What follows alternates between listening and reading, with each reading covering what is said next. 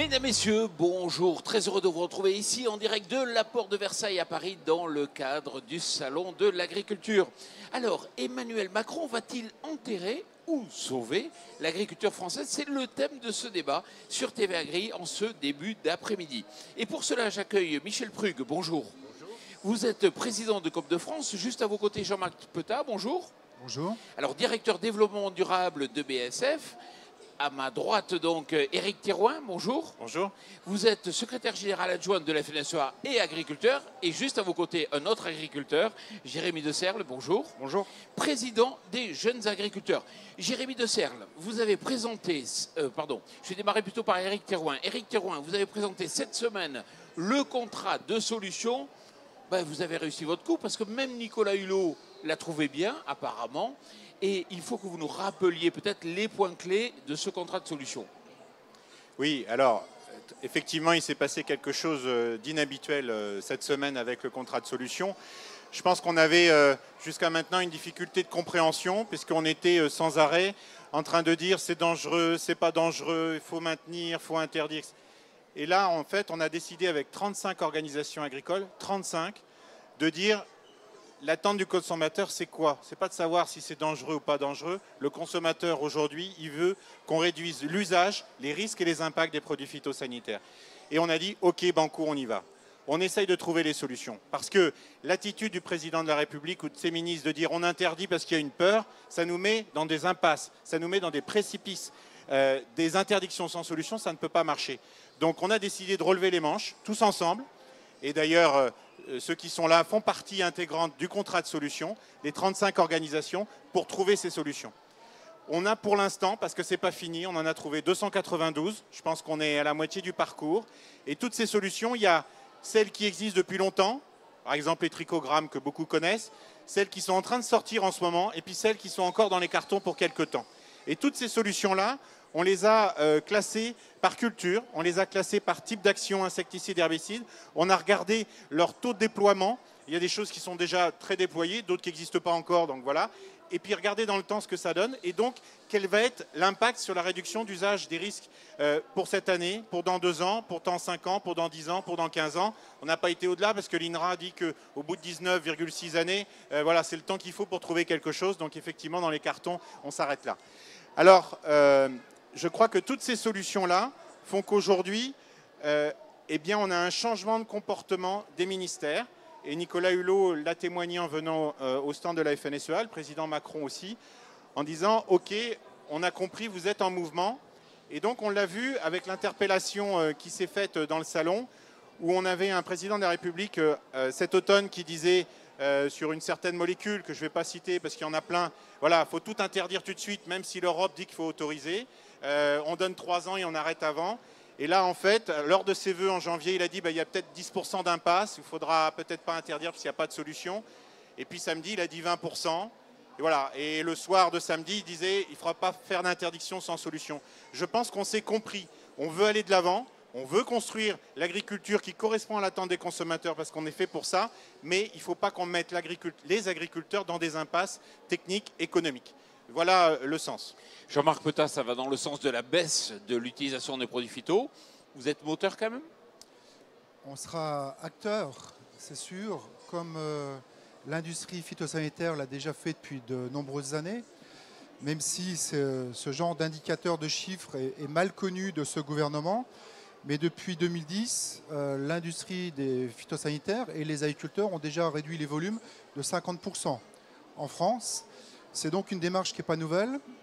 Et le vrai enjeu maintenant, c'est de se dire quelle est la suite? Quel est le calendrier qui va permettre de réduire le risque ou de réduire l'utilisation des produits phytosanitaires de manière intelligente et réaliste? Ce qui attend le monde agricole, c'est quelque chose qui se fait également dans d'autres industries. J'aime souvent prendre l'exemple de la voiture, où on voit bien que le défi des automobilistes, mais aussi des constructeurs automobiles, c'est de diminuer la consommation de carburant. Donc nous, on va nous demander de diminuer le risque et l'utilisation des produits phytosanitaires. Rien de nouveau, ça se fait déjà dans d'autres industries. Par contre, ce qui est pour nous vital, et c'est pour ça que le contrat de solution, on y adhère et on le soutient, c'est que ce contrat de solution, il doit aussi négocier, valider un agenda et un calendrier réaliste. C'est-à-dire qu'à un moment donné, il faut que ce gouvernement, tienne compte du pas de temps de la recherche. Pour développer une solution de biocontrôle, il faut 10 ans. Pour développer une molécule phytosanitaire avec un profil correspondant aux attentes des consommateurs, il faut 10 ans.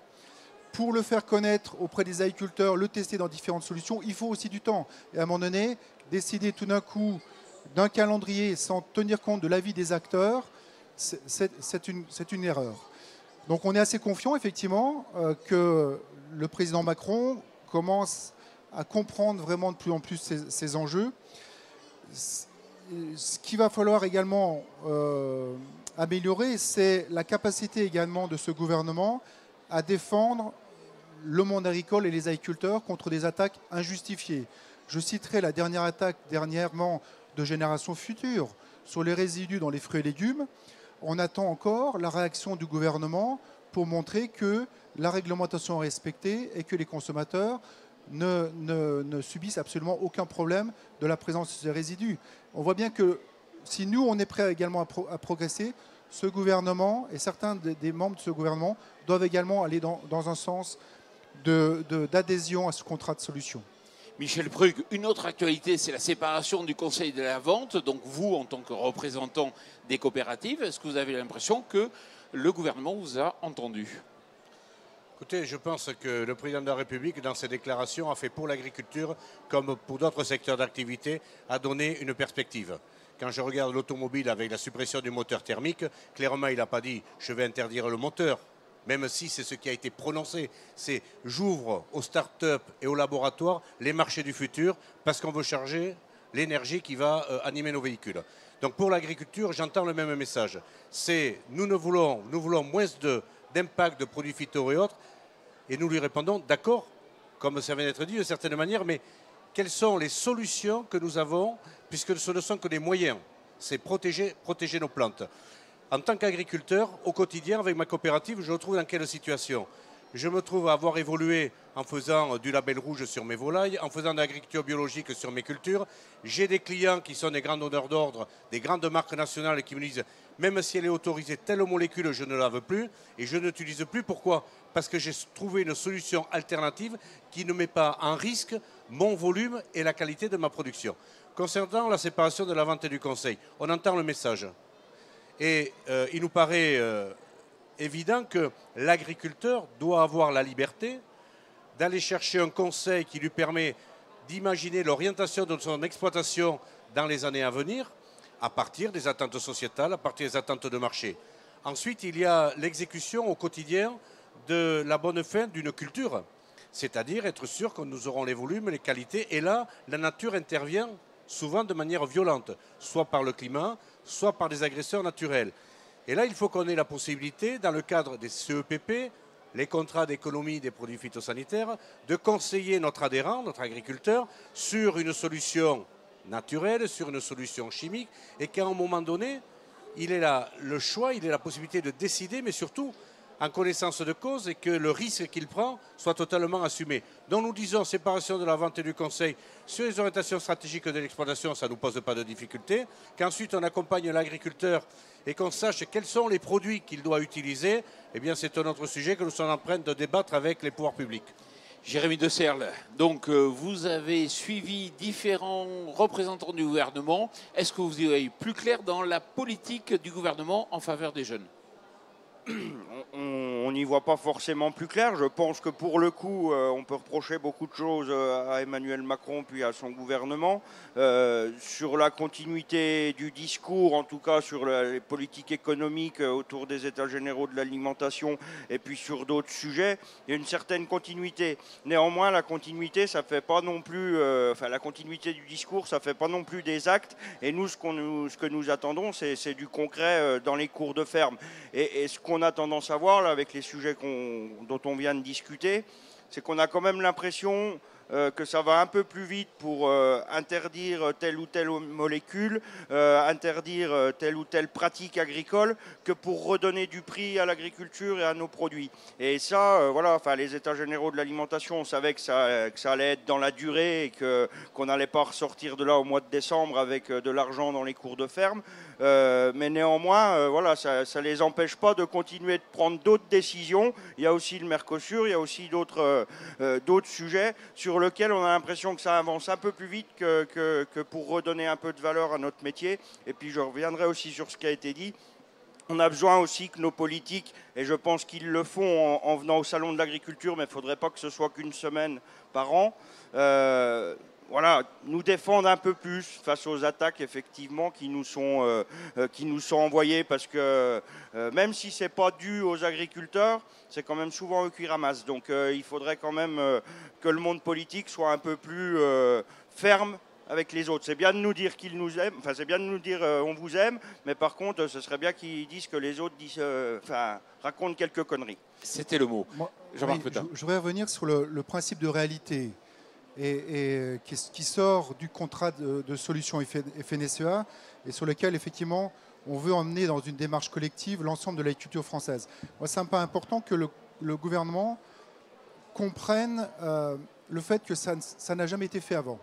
C'est exceptionnel, il n'y a pas d'équivalent dans d'autres pays au niveau européen et mondial. Et donc je pense que c'est une chance pour ce gouvernement de sortir d'objectifs théoriques. On a tous en tête les objectifs éco-phyto qui étaient des objectifs imposés et qui étaient purement des objectifs de communication. Là, il faut qu'on soit dans le concret avec un agenda qui est co-construit et notamment par rapport à ce fantasme entre le biocontrôle et le zéro pesticide. Le zéro pesticide, c'est un fantasme. C'est un fantasme qui doit amener à partir sur des chiffres réels. Donc l'industrie, l'ensemble de l'industrie est tombé d'accord sur le fait qu'en 2025, au maximum, on atteindra seulement 15% de biocontrôle. C'est-à-dire que s'il y a 15% de biocontrôle en 2025, ça va être déjà extrêmement difficile de l'atteindre. Ça veut dire qu'à côté de ça, il y a 85% de produits phytosanitaires, bien sûr avec des profils améliorés.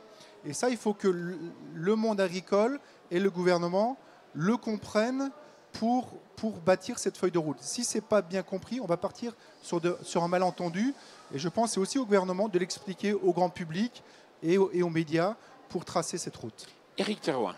Oui, alors pour rebondir, il y a une partie que je n'ai pas expliquée tout à l'heure. J'ai expliqué solution, mais je n'ai pas expliqué contrat. L'objectif, c'est justement de passer un contrat avec le gouvernement et avec la société. Avec le gouvernement, cette semaine, en fait, les 4 ministères qui s'occupent de nous sur ces sujets-là, qui est la recherche, la santé, l'agriculture et l'environnement, ont dit OK banco pour venir aux prochaines réunions de travail. Il y en a une la semaine prochaine. Donc ça va être très concret et effectivement, l'objectif, c'est de contractualiser avec eux en disant c'est bien les interdictions, mais qu'est-ce que vous faites pour trouver les solutions? Enfin, c'est pas bien les interdictions sans solution. Comment vous faites pour les développer, ces solutions? Donc en termes de levier d'action, en termes de réglementation assouplie. Parce que, voilà, nous, ce qu'on veut, c'est qu'on aille tous ensemble converger dans le même sens, avec un calendrier, comme ça vient d'être dit tout à fait. Et effectivement, quand vous avez votre bout de chou qui a 41 de fièvre, vous avez beau faire une baignoire à eau froide, tout ce que vous voulez, il y a un moment donné, vous sortez le médicament. Bah, effectivement, le zéro médicament, c'est comme le zéro phytosanitaire. Par contre, on peut trouver des solutions pour essayer de répondre aux consommateurs de plus en plus et de mieux en mieux. Michel Prug, moi j'ai quand même l'impression que le gouvernement va plutôt dans une agriculture locale, des circuits courts, des produits de qualité, et que l'exportation, ce n'est pas sa préoccupation. Non, mais il y a l'expression qui est donnée et puis il y a la réalité des faits. Les circuits courts, c'est quoi les circuits courts? En tant que coopérative, en tant qu'agriculteur dans une coopérative, j'estime être dans un circuit court puisque je vais du producteur au consommateur directement et ensemble, nous avons mis des moyens de transformation et de commercialisation pour aller vendre notre produit à Paris, à Lille ou à Bordeaux. Le véritable enjeu que l'on a, c'est que c'est le consommateur qui décide d'une certaine manière. Il y a des tendances mises par le monde associatif, le monde politique, mais la réalité, c'est le consommateur. Qu'est-ce qu'il va acheter comme produit demain? Et dans la composition de nos produits, si on nous dit moins de phytosanitaires, il faudra qu'on trouve des solutions techniques pour les remplacer. On sait qu'on a un pas de temps qui est important. Mais je reviendrai sur un sujet qui est comment nous ouvre-t-on le champ des possibles? En gros, si demain on réduit les fongicides, on sait que par la génétique, et l'INRA vient de le démontrer sur la vigne, après 17 ans de travaux, que l'on peut réduire les fongicides en modifiant la génétique des pieds de vigne. C'est vrai pour les autres productions, mais dans le même plan, il ne faut pas que l'on nous dise que les outils de travail génétique sont des OGM masqués. Nous avons une de nos coopératives, Limagrin, à qui il a été détruit plus de 30 hectares d'essais conventionnels. 3 ans de travaux remis en cause. Les pouvoirs publics n'ont même pas eu un mot pour condamner les gens qui l'ont fait. Et donc, pourquoi? quelque part, Et pourquoi? Et pourquoi? Eh bien, il faut leur poser la question à eux. Est-ce que c'est pour faire plaisir, faire semblant de faire plaisir à la société qui se dit mais tout ça, on ne comprend pas et on joue avec les peurs des gens? Ou est-ce que c'est d'expliquer à la société, on est comme pour vos téléphones, on est comme pour votre santé, on est comme pour vos voitures, l'agriculture avance sur les technologies, le numérique en fait partie des secteurs d'activité les plus développés là-dessus. Il faut qu'on nous laisse la possibilité de l'expliquer et non pas de nous décrier en permanence en faisant peur à la société. Je vais rebondir sur ce qui vient d'être dit parce que je pense qu'effectivement c'est symptomatique de deux enjeux que tous les gouvernements jusqu'à maintenant ont eu du mal à appréhender. Et c'est vrai que ce n'est pas facile, mais sur lequel, moi en tout cas, je suis demandeur d'une démarche spécifique de ce gouvernement. C'est à 2 niveaux. D'abord, c'est une prise en compte de la science. On voit bien que la science est complexe à expliquer et c'est déjà complexe à comprendre. On sait tous que M. Macron n'a pas une culture scientifique. Par contre, on peut espérer quand même que ses conseillers aient une culture scientifique. Et pour en avoir rencontré un certain nombre, je peux vous dire qu'on est très loin d'avoir des conseillers qui ont une culture scientifique et une culture agronomique. Donc peut-être qu'il y a des progrès à faire de ce côté-là, que le président Macron s'entoure de gens qui comprennent ce qui se passe vraiment. Et je pense qu'effectivement, la montée en puissance de l'INRA avec M. Mauguin, je pense, est un bon signe. Ça, c'est le premier point. Je pense que la pétition qui a été faite il y a quelques jours par tout un ensemble de prix Nobel en France, en appelant à la revalorisation de la science et à la prise en compte de la science dans les décisions politiques, ce n'est pas un hasard. Je pense que le milieu scientifique français s'inquiète d'un déficit de culture scientifique auprès de nos gouvernants. Donc ça, c'est la première demande que j'exprimerai auprès du président Macron. La deuxième, c'est que le président aide à réconcilier le monde agricole et les consommateurs. Et là, je voulais juste vous montrer une initiative qui a été prise dans le cadre du cercle prospectif par l'ensemble des acteurs du monde agricole, qui s'appelle Chemin de réconciliation, parce qu'on voit bien que pour recréer un lien et sortir de l'agribashing, il y a besoin de créer les conditions de cette réconciliation. C'est, je pense, un minimum qu'on peut attendre du président Macron. Je pense que le contrat de solution FNSEA, c'est l'outil pour faire ça. Éric Thérouin, moi j'ai l'impression quand même que l'exportation céréalière, ce n'est pas vraiment le sujet aujourd'hui, même si c'est important sur le plan économique. Alors effectivement, au niveau de la GPB, on a été extrêmement déçus de voir que le président de la République n'ait pas eu le temps, pas le président de la République, le ministre de l'Agriculture n'ait pas eu le temps de venir au congrès. Il n'avait fait aucun congrès de grande culture. On a un président de la République qui a très peu parlé de céréales, voire pas du tout dans tous les discours qu'il a eu ces derniers temps. J'ai le sentiment, en tout cas, on va falloir qu'on voit la suite, que c'est en train de bouger. Le président de la République est vraiment rentré en contact avec les agriculteurs qui l'ont interpellé à 2 reprises fortement samedi. Il a pris le temps de discuter tranquillement, sereinement. C'était plus ou moins. C'était un peu tendu à certains moments. On a eu l'impression d'ailleurs qu'il montrait un peu les muscles. Hein. Et puis, il a pris vraiment le temps de discuter avec l'ensemble des présidents des AS et des interprofessions des grandes cultures, toutes, plus d'1 heure, où il a vraiment été à l'écoute, il a entendu toutes les demandes, il a répondu plutôt positivement, avec des déclarations que l'on bouge. Je vais sortir du dossier purement céréalier, où effectivement on se posait la question du positionnement sur la PAC, sur le budget de la PAC, avec différentes hypothèses de réduction très fortes qui ont été fixées par Bruxelles, et puis il n'y avait pas tellement d'expression de la part du gouvernement. Là, il a très clairement annoncé d'être au plus bas des réductions budgétaires. Donc on a l'impression que ça bouge, mais purée, il est grand temps. Parce que entre la suppression de ce qu'on avait obtenu, une réduction des cotisations MSA de 7%, entre l'annonce de l'épargne de précaution qu'on attendait vraiment avec impatience, surtout dans notre secteur et dans d'autres, et qui n'est pas arrivé, il l'a réannoncé là, alors j'espère que maintenant il va le faire.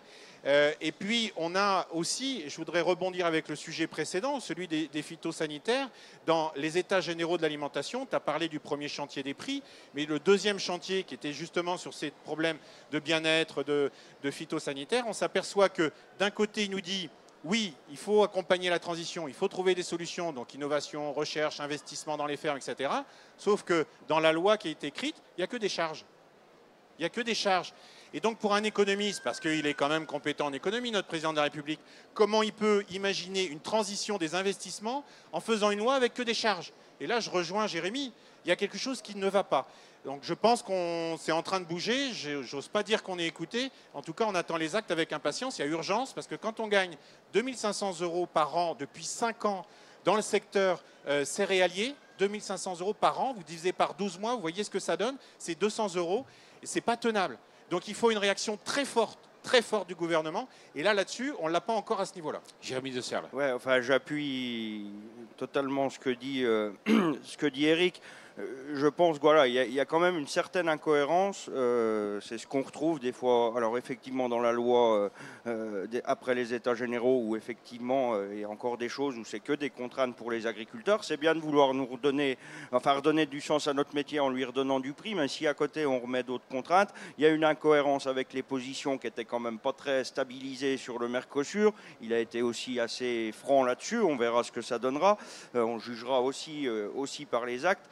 Et je crois quand même que voilà, ils ont la responsabilité, ils doivent avoir le courage, tous ces hommes politiques, de dire aussi à leur service, parce que c'est souvent les gras de papier aussi qui écrivent des choses qui finalement vont pas dans le bon sens. Enfin, ils doivent avoir le courage de remettre un peu l'église au milieu du village, puis de leur dire c'est nous qui décidons. Parce que quand on voit Nicolas Hulot qui vient sur notre stand, qui est très en phase avec finalement ce qu'on lui dit, quand on lui parle du loup, quand on lui parle du glyphosate, qui revient un peu en arrière et qui finalement est en phase avec nous.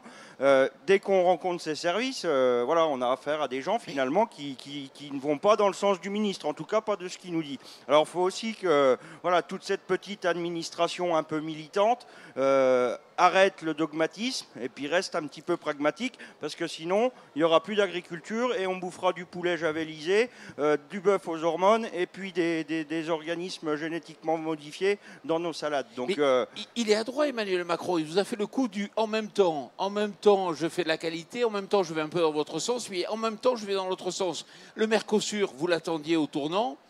Bah, vous n'avez aucune certitude là aujourd'hui sur sa position. Sur sa position, on a des certitudes. On n'a pas de certitude sur la position des gens d'Amérique du Sud et puis des négociateurs européens. C'est ça le problème. Macron, on a compris que lui, il défendait le fait qu'on ne signerait pas l'accord dans les conditions actuelles. Voilà, bon, on a sa position. Par contre, il n'est pas tout seul à décider. Jean-Marc Petard. Oui, je voulais juste faire un parallèle entre ce besoin de visibilité pour les agriculteurs et les besoins de visibilité qui est aussi nécessaire pour les industriels comme BASF. Jusqu'à maintenant, l'agriculture française était une des premières mondiales et la première européenne. Ça veut dire que quand BASF France exprimait au siège en Allemagne, voilà ce qu'on veut pour les agriculteurs français en termes de solutions pour les céréales, pour la vigne, on avait un poids majeur.